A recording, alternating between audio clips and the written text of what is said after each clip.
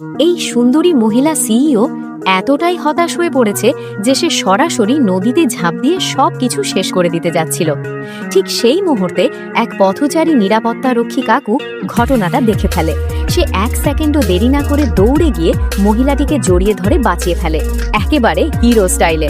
তারপর সে ভাবল, এই মেয়ে আবার কিছু করে বসবে না তো, তাই তাকে পাশের ঘাসের ওপর বসিয়ে শান্তভাবে কথা বলতে শুরু করলো। তখন মহিলা সব কিছু তাকে খুলে বলল। তার কোম্পানি খারাপ ম্যানেজমেন্টের কারণে প্রায় দেউলিয়া হয়ে যাচ্ছে, তাই সে আর কোনো রাস্তা না পেয়ে এমন সিদ্ধান্ত নিচ্ছিল।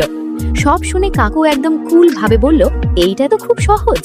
মহিলাটি ভাবল, এই কাকু কি সিরিয়াস? কিন্তু এরপর কাকু যেসব কথা বলল সেগুলোই পুরো গেম ঘুরিয়ে দিল। তিনি বললেন, কোম্পানির ভেতরের দুর্নীতিবাজদের খুঁজে বের করে তাদের কাছ থেকে টাকা উদ্ধার করতে, ব্যাংকের সঙ্গে কথা বলে 3 মাসের ইএমআই থামাতে, আর যেসব ইনভেস্টমেন্টের লস হচ্ছে সেগুলো কেটে দিতে। মহিলা কথাগুলো সিরিয়াসলি নিল। সেই রাতেই সে অফিসে গিয়ে জরুরি মিটিং ডাকলো এবং 3 দিনের মধ্যে সব প্ল্যান এক্সিকিউট করার অর্ডার দিল। আর একই সঙ্গে আদেশ দিল, যেভাবেই হোক ওই লোকটাকে খুঁজে বের করো। কয়েকদিন পর সকালে যখন কাকু আরামে নাস্তা করছিল, তখন সেই মহিলা হঠাৎই তার সামনে হাজির। সে তাকে জানালো, মাত্র 3 দিনের মধ্যেই তার কোম্পানি আবারও ঘুরে দাঁড়িয়েছে, আর সে কাকুকে রাতের ডিনারের জন্য ইনভাইট করলো। কাকু প্রথমে না বললেও মহিলা একদম জোর করেই তাকে নিজের বাড়িতে নিয়ে গেল আর সোজা তাকে প্রপোজ করলো, আপনি কি আমার বয়ফ্রেন্ড হবেন? কাকু তো পুরোই অবাক, তুমি তো আমার মেয়ের বয়সী, আর আমার একটা ছেলেও আছে। মহিলা জিজ্ঞেস করলেন, আপনি বিয়ে করেছেন?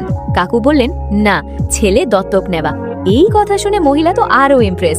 সে একেবারে বাচ্চা মেয়ের মতো আচরণ করে কাকুকে জড়িয়ে ধরলো আর আদর করতে লাগলো। শেষে কাকু বাধ্য হয়েই রাজি হয়ে গেল। পরের দিন বড় একটা বিজনেস ইভেন্ট। সবাই মেয়েটিকে জিজ্ঞেস করছে, এটাই কি তোমার বয়ফ্রেন্ড? মহিলা গর্ব করে বলছে, হ্যাঁ, এটাই আমার ড্রিম বয়। কাকু এমনভাবে সবার সঙ্গে কথা বলছে যেন সে বহু বছরের অভিজ্ঞ বিজনেস টাইকুন। মহিলা একটু চিন্তায়, কোথাও ধরা পড়ে না যায়। কিন্তু কাকু একদম কনফিডেন্ট, বলেই দিলেন, খুব শিগগিরই সোনার দাম বাড়বে। এই কথা শুনে এক বড় ব্যবসায়ী তার কাছে এসে কথা বলা শুরু করলো। কাকুর কথাবার্তা শুনে সে বুঝে গেল এই মানুষটা একদম সাধারণ না। কিন্তু ঠিক তখনই সমস্যা। এক ঈর্ষান্বিত ধনী ব্যক্তি বলল, এই লোকটা তো আমার কোম্পানির সিকিউরিটি গার্ডের মতো। ছবি বের করে মিলিয়ে দেখে একদম একই। এটা দেখে সবাই তো একেবারে শক। তারপর লোকটি নিজেই বলে দিল, হ্যাঁ, আমি একজন নিরাপত্তারক্ষী। সে সব দোষ নিজের ওপর নিয়ে নিল, যাতে মহিলার কোনো দোষ না হয়। তারপর সে অনুষ্ঠান ছেড়ে চলে যেতে চাইছিল, কিন্তু সেই ঈর্ষান্বিত লোক তাকে থামিয়ে দিয়ে অপমান করার জন্য জোর করে মদ খাওয়াতে চাইল।